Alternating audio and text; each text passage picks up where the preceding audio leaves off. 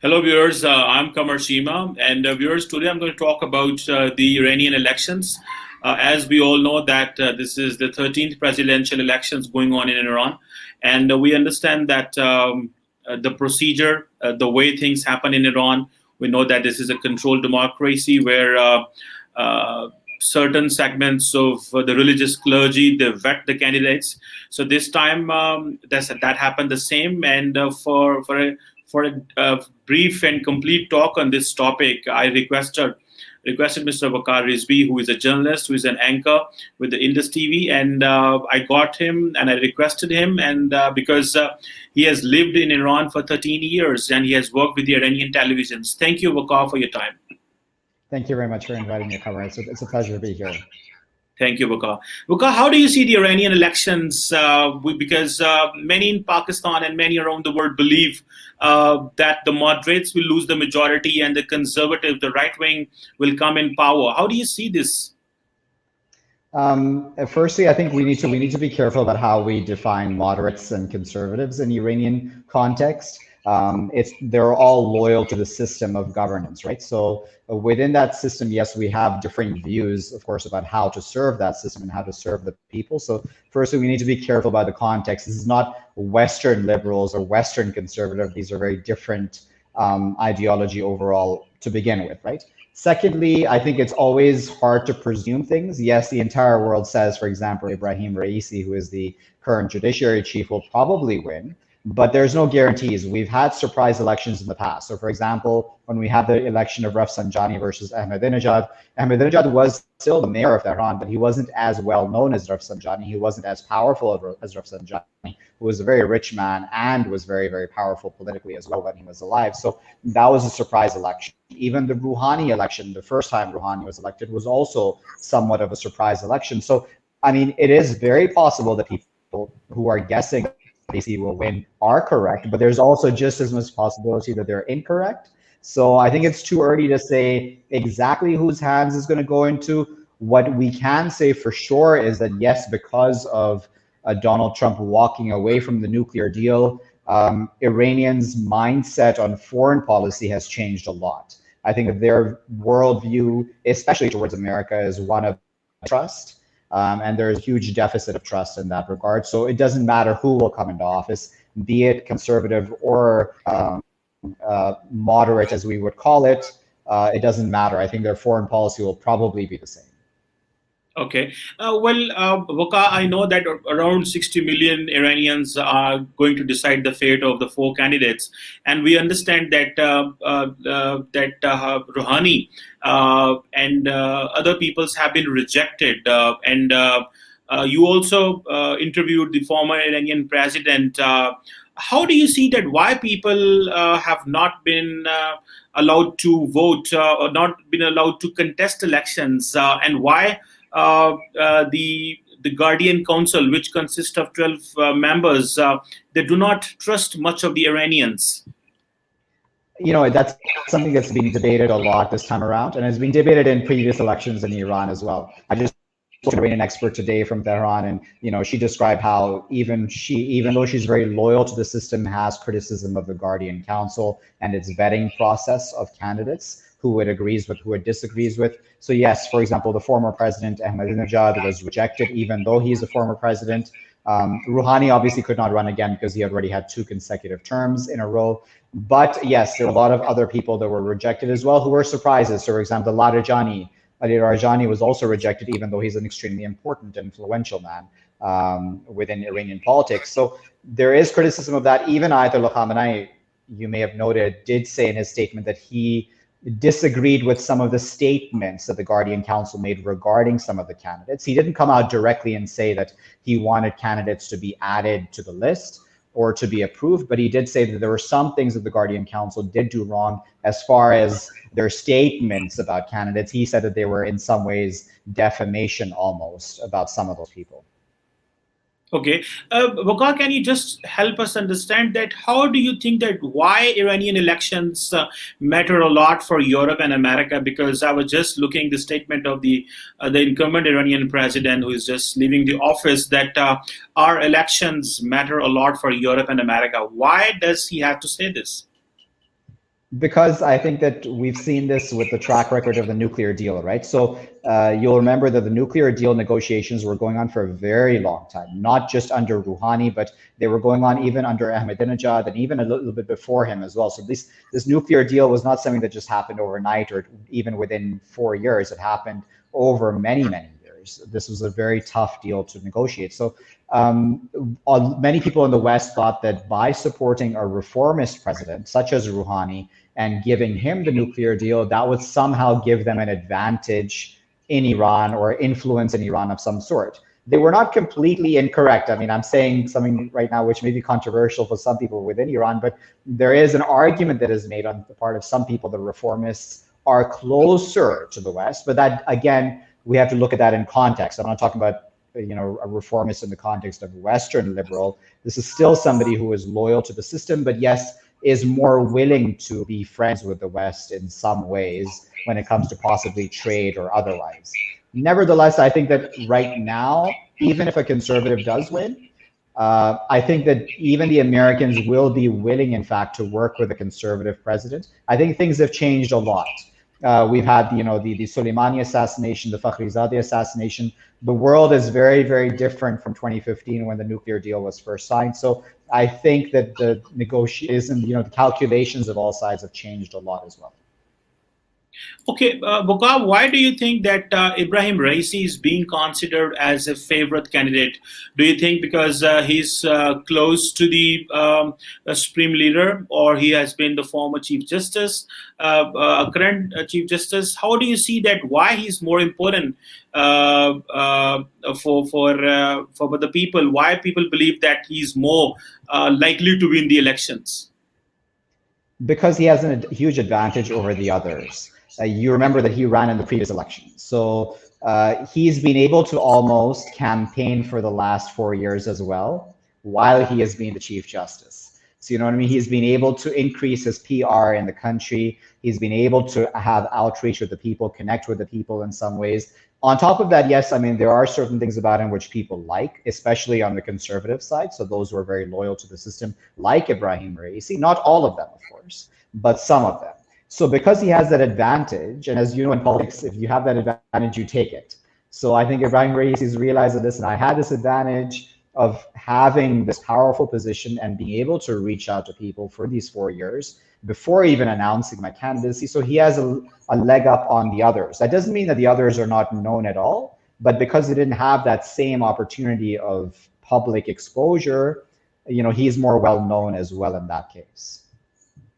So do you believe that if Raisi comes in power, since we understand that the President Biden believes in multilateralism and he believes that we have to talk to Iran again. So what kind of problems in your understanding, in your assessment could emerge if Raisi is in power? Obviously, there is a trust deficit because of President Trump, but Joe Biden wants to get into this multilateral diplomacy. And when he was in UK recently on G7, that he said that America is back, diplomacy is back. So do you believe that Raisi, with all that conservative mindset and with all that conservative environment that was created by Donald Trump, will enter into negotiations with the P5+1?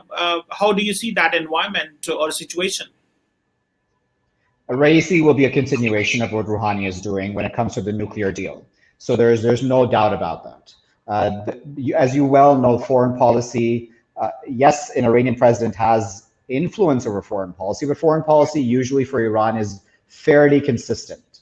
So even as a conservative, if he does become president, Raisi will continue down the same path. He will not change the path. Yes, he might be tougher, but Iranian negotiators are tough anyways. As you know, Iranian diplomats are known to be very tough negotiators. So that's no different. I mean, even Zarif is a tough negotiator, who's the current foreign minister under Rouhani. So I think that will not change a lot. I think if we expect that Raisi will be very different, I think we'll be very disappointed.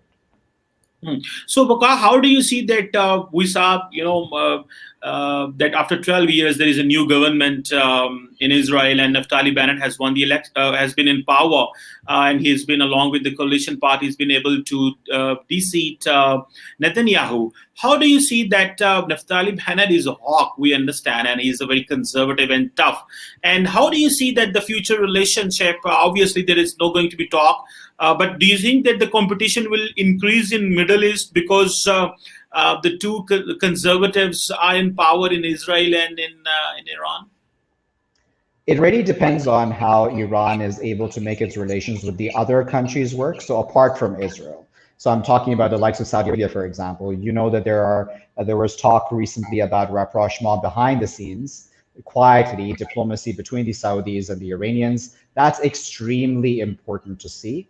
If that works, if the Saudis and the Iranians, even if they don't agree on many things, are able to come to a better working relationship than they had in the past, that will be extremely crucial then to the future of the region. Now, if that doesn't work, and there are many issues that the two countries disagree, is a huge issue, and there are other issues as well known. So if they're able to work those major issues out, then I think we'll probably see stability to an extent in the region, right? Where the Saudis and the Iranians, at least they won't be fighting each other. So then Iran won't have that kind of instability for itself to worry about. If that gets worse, if its relations with these Persian Gulf countries gets worse, then it's really hard to say. I mean, yes, then we'll probably see a more unstable region. We also have Afghanistan, which is a huge issue for the Iranians also, as well as for Pakistan, of course, and stability in Afghanistan is really important. So I think that there are issues beyond just Israel, because Israel is always a consistent enemy, right, for the Iranians. So I don't think the Iranians ever expect a surprise from Israel. The Israelis will always be an enemy, will always be carrying out covert warfare in Iran, and vice versa. But for the other issues which impact Iran, those are really influential right now for the near future. So, Bakar, how do you see that, since you mentioned earlier that when it comes to the foreign policy of Iran, normally we see the consistency because there is a sort of an institutional arrangement. The supreme leader and the president, they all work, and the military work together for formulating a policy. So how do you see that the relationship between Iran and Pakistan could be? Because we always find that there is a mistrust between Iran and Pakistan. How do you find that? Do you find that there is a ray of hope? And we have seen that the Pakistani military leadership and the civilian leadership, they have tried to approach the Iranians much in the last few years. How do you see this coming years for Pakistan and Iran? I think, yes, there's one very positive change that's happened in Pakistan, which I think is a more balanced, forward-looking foreign policy overall when it comes to the region and beyond. So I think for Pakistan, it's realized, I think, as well as for Iran too. I mean, they've realized vice versa that they need to have very good relations because they're neighbors. Even during my time in Iran, Pakistan was always spoken of, even at the height of tensions with Pakistan, was always spoken of as a brotherly nation, right? And even in Pakistan, I mean, officials that I've met here speak of Iran as a brotherly nation as well. So there's a realization that we need to work together, but I think that there are certain differences, as you know, security issues on the borders, et cetera, which are always obstacles in that path. But because of the statements on the Pakistani side as well as the Iranian side recently, I think there is hope. And all of this goes down to the fact that also Pakistan's been working more with China, and recently we also had the Russian foreign minister not too long ago visit. So because the Iranians are in that axis, are allies with those countries, then it makes sense that because Pakistan is not necessarily aligning itself with them, but is closer to them now as well, that the relationship with Iran will hopefully then improve. It's to the benefit, of course, of both sides. We've got just a couple of questions left, but I just want to ask you how these 2 terms of President Rouhani have been seen in Iran. Are people really satisfied with what Rouhani has served to the people, or do people really believe that they have been mainstreamed globally? Either, even if the president Trump came out of this P5+1, but the world respected, and particularly the Europeans respected that the deal was good and we should engage with Iran. How do you see that this Rouhani's time is being seen by the Iranians? I think there's a lot of debate about that. So I'm a critic, and I know a lot of people that I know in Iran are critics of him because when the deal fell apart, it seemed, at least from the outside, that he did not have a plan B.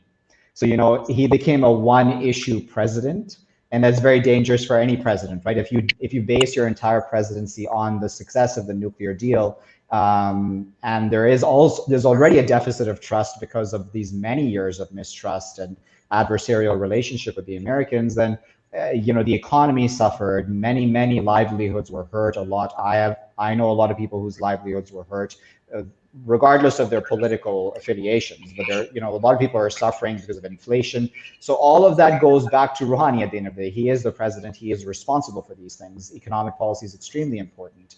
And as much as he may say and others may say that sanctions have had an impact on the economy, that's true. No one's denying the sanctions have had an impact. But then on top of that, there's also a lot of mismanagement and corruption within the system.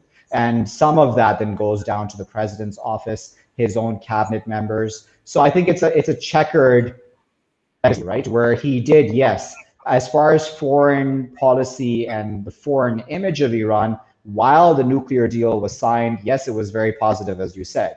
The world opened up and to Iran and vice versa. But then at the same time, when Trump walked away from it, there was no plan to protect national interests and the national economy. And so the national economy and national interests suffered then. So you can take both sides of this issue. Like I said, I'm more of a critic of it. Well, last question, Waqar, for you is that we are seeing that the Chinese are coming in Iran, putting a lot of money, billions of dollars. Then even the Saudi leadership believes that we need to engage with Iran. They want to talk, and we have heard that some back channel talks are going on, particularly in Iraq. And then with the Biden in the office means that a more conducive environment for Iran. How do you see that? Will Iran get mainstream? Are good times coming up for Iran in coming years? I think it's too early to say that, to be very honest. I think there's a lot of challenges ahead. It's easy to say that the Americans and the Iranians can make a working relationship at least. They have mutual interests, of course. Afghanistan is the biggest one. And we know that the Iranians have in the past as well worked with the Americans behind the scenes in Afghanistan in the early years when America got involved there. But I think it's too early to say for sure what happens in the future, because the Israeli factor is a huge one. And we don't know what kind of influence Naftali Bennett or others within that coalition can still have on Biden's policymaking, because we know Biden is very pro-Israel. All of Biden's past statements are very, very clear when it comes to the Israelis. So it will not be as simple a walk in the park, because we also then have the huge reality of the Abraham Accords. So we have these very important countries such as the UAE, Bahrain, and others who have normalized ties with Israel. So, Iran doesn't even have them to necessarily turn to and say, listen, help us when it comes to Israel. They're probably not going to. So those are challenges right now. It's not as simple. And then, issues like Iraq, issues like Yemen, issues like Syria, those are very big issues of disagreement with both the Saudis and the Americans. So can that be worked out? Maybe it can, but a compromise will not be very soon, I think. I think it will take some time. Thank you very much, Waqar, for just enlightening us that what's going on in Iran and what could be the future possible outcome of these elections, and trying to help us understand, and my viewers, about this possible outcome in the Iranian elections. Thank you very much. Thank you, Qamar. I appreciate it.